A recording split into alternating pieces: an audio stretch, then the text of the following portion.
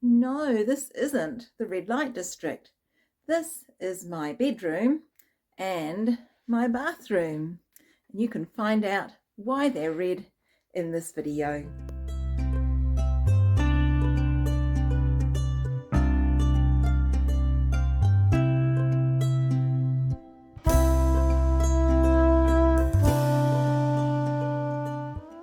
Hey there, lovely viewers. Welcome to the Menopausal Vegan, your go-to destination for all things plant-powered and menopause related. I'm Kath King, and I'm absolutely thrilled to have you join me today as we talk about my 9 strategies to get a good night's sleep during menopause. Now, make sure you stick around to the end because I'm going to share with you a bonus strategy that I use in those times when, despite my best efforts, sleep is less than optimal.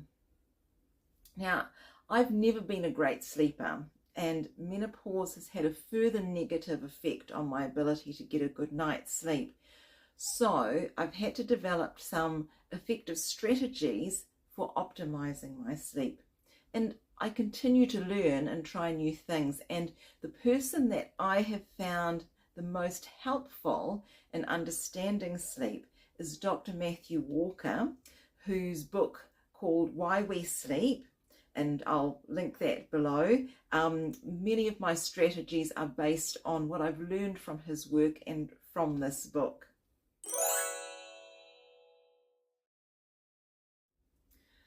I try to get between 7 and 8 hours of sleep each night because getting less than 7 hours of sleep on a regular basis is associated with a whole range of negative health outcomes, including weight gain, obesity, diabetes, hypertension, heart disease, depression, and increased all-cause mortality. Great. So to do that, I consistently turn the light out to go to sleep at 10 p.m. and my alarm goes off every weekday morning at 6 a.m. and at 6:30 a.m. every weekend morning. So that's as much of a sleep in as I get. And the more consistent your sleep and wake times are, the easier it is to fall asleep. And if I do have a bad night's sleep one night, I don't go to bed any earlier the next night to catch up. I make myself wait until 10 p.m. no matter what. And the reason consistency is so important is that our sleep and wake times control the production of adenosine. And adenosine promotes the sleep drive. It's what causes that sleepy feeling. And the longer you're awake, the more adenosine builds up in your brain, and sleep then clears the adenosine throughout the night. So if you sleep in one morning, you'll have less adenosine building up throughout the day, and at your normal bedtime you won't feel as sleepy. So it can make it a lot more difficult to get to sleep.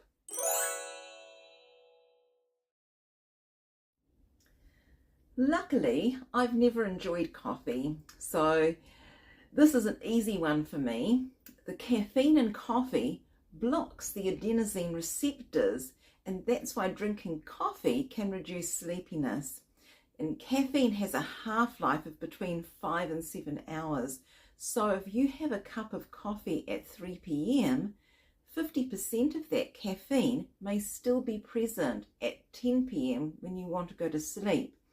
And the remaining 50% of the caffeine can take hours or even days to fully clear from your system. Now, caffeine not only affects your ability to fall asleep, but also the quality of your sleep. So even if you feel that you can still fall asleep after an evening cup of coffee, it's still probably impacting on how well you sleep. So it's best not to drink coffee at all, and that's what I do. I do have a green tea in the morning that I double steep, meaning that I tip off the first steep to get rid of most of the caffeine, and I only drink the second steep, and that's normally before 10:30 a.m.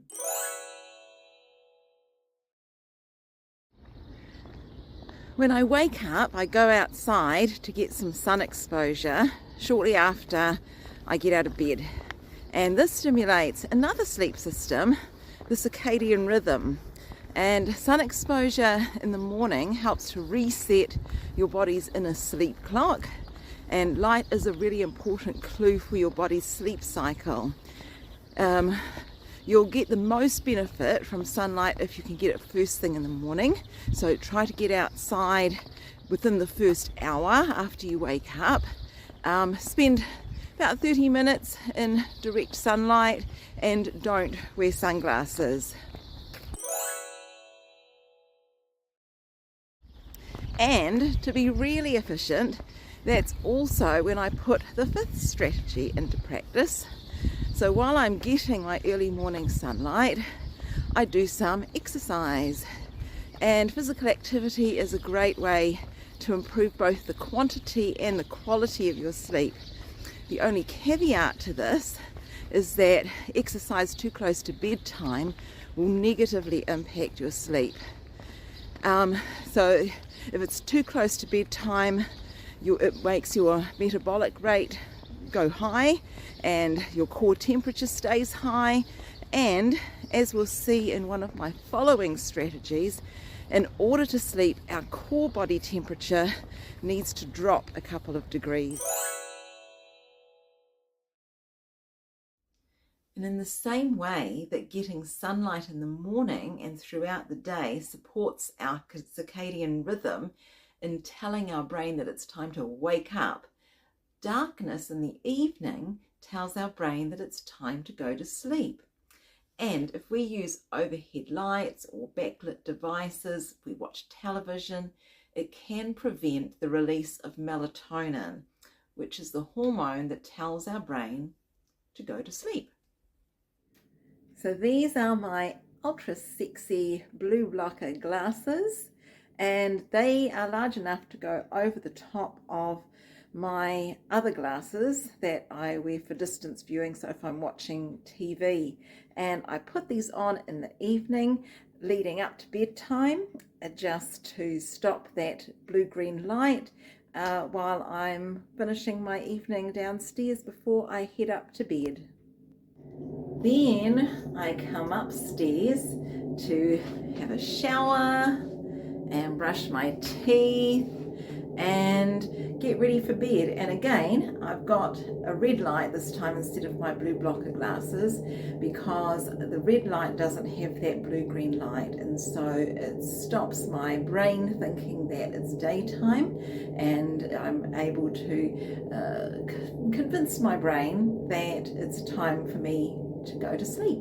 And when I'm finished in the bathroom, I come through into my bedroom, and I've got another red light that I use as my bedside lamp, and that allows me to read for half an hour before I fall asleep, so that again my eyes and my brain aren't stimulated by that blue-green light, allowing me to fall asleep much easier.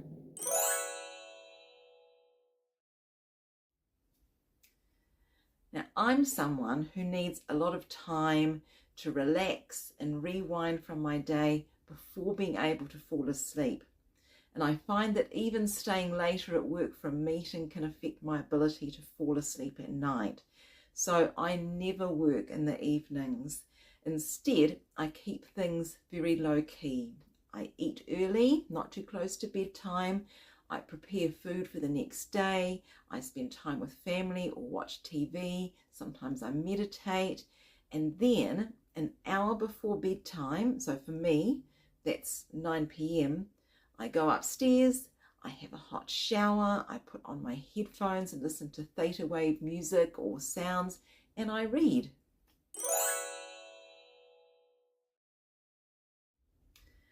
Now, supplements are something that I'm not sure of, but it's what I'm doing for now.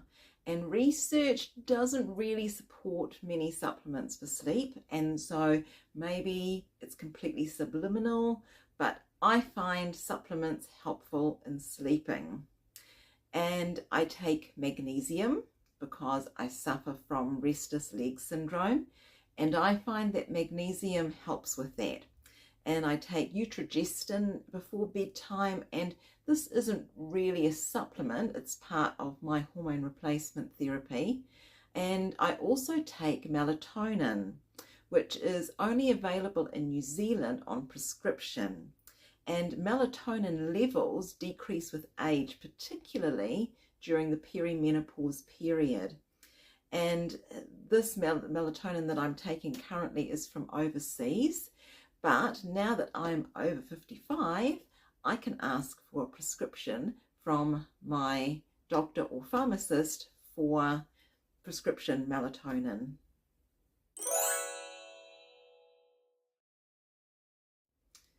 This is probably the hardest of all the strategies to implement at certain times of the year. And as I mentioned before, our core body temperature needs to drop a little for sleep. So it's important to have a cool bedroom. And unfortunately, in Christchurch in summer, our bedroom is anything but cool. We're upstairs and heat rises. Our room also faces west, which means that our bedroom gets the afternoon and evening sun. And I try my best to keep it cool. I close the curtains early in the day before the sun starts coming in. We have a fan above the bed that we use. And there are actually some devices like special mats or mattresses that can help, but they tend to be quite expensive. So I don't have any of them at the moment, but I do my best to keep my bedroom very cool, very dark. So those are my 9 strategies for good sleep post-menopause.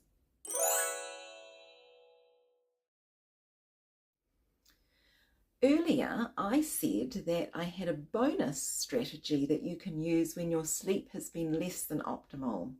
And that strategy is a practice called Yoga Nidra, or non-sleep deep rest, NSDR for short. Yoga Nidra is a bit like meditation, but yet it's not. With Yoga Nidra, you're lying down, and the goal is to move into this deep state of conscious awareness sleep, which is a deeper state of relaxation with awareness. And it's guided like some meditation practices, and it's very structured. And Yoga Nidra works with the autonomic nervous system. And the best information I've come across about Yoga Nidra and its benefits is Andrew Huberman's podcast. And I'll link to his episode about this somewhere up here. And there are also lots of really nice Yoga Nidra videos available for free on YouTube. So just find the ones that you like and that are for the length of time that you have available to do it. And I really hope you enjoyed this video and found it helpful for your own sleep. And if you want to see some more about my health strategies, my weight loss journey, or my menopause issues, then make sure you subscribe. Thanks so much for watching. Let me know in the comments section what you got out of this video and what topics you would like to hear more about. And I'll see you next time. Bye-bye.